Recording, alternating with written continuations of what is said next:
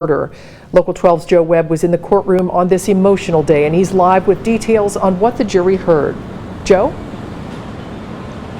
Well, Cammie, testimony just wrapped up a few minutes ago here at the Kenton County Courthouse in day one of Dan Greis' trial on those 5 murder charges. The prosecution started presenting their case today, and it was part crime drama and part family tragedy.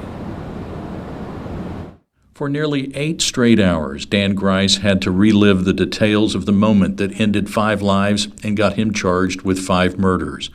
The first witness, the first person on the scene, who pulled Dan Greis from his car, smelled alcohol, and found some marijuana. Or he asked me, he goes, was I in an accident? I said, yeah. He goes, did I hit anybody? I said, yeah. He goes, are they okay? I said, no. No, they're not. And I said, sir, have you been drinking? He goes, I was drinking earlier, but it wasn't enough to affect me. The prosecution witnesses on day one focused on the drugs and alcohol.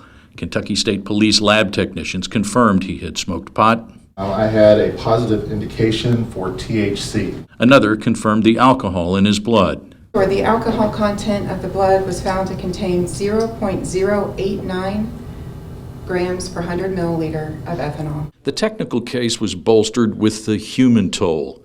Jurors heard Samantha Malone's father describe how he waited and waited for his daughter and grandkids to show up that night after shopping for Halloween costumes. He found out the next morning. They also heard from first responders who described the worst scene they had ever rolled up on. Medics described the hollow feeling of how death overwhelmed any life-saving efforts. In my mind, I thought this is the patient that if I'm going to have a chance to save, this is the patient that I'm going to pull out of this vehicle and give him his best shot. So that was why I made that decision to pull Brendan out of the vehicle. Did Brendan show any signs of life before you pulled him out of the vehicle? No, he did not.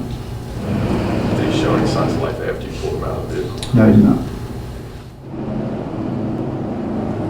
Testimony wrapped up this afternoon. The last witness, the accident reconstruction officer, he says the last 2 seconds before impact, Dan Greis' car was airborne after hitting that rise in the road that everybody has talked about that obscures the view.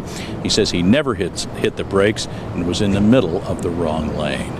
Testimony resumes tomorrow morning at 9. Reporting live outside the Kenton County Courthouse, I'm Joe Webb, Local 12 News. Cammie? Joe, I'm just curious, the Pollitt family members who were there in the courtroom, did they stay through that brutal testimony and listen to it? Many of them did. There were a lot of people there from the families, and they watched they saw some horrible things and heard some horrible things. But they are bound and determined to be there just to show support for those people who died in the crash. But yeah, they were upset through much of the day, and I think you can understand why. Oh, I can't even imagine. Joe, thank you so much. Testimony will continue tomorrow, and of course, Local 12 will have it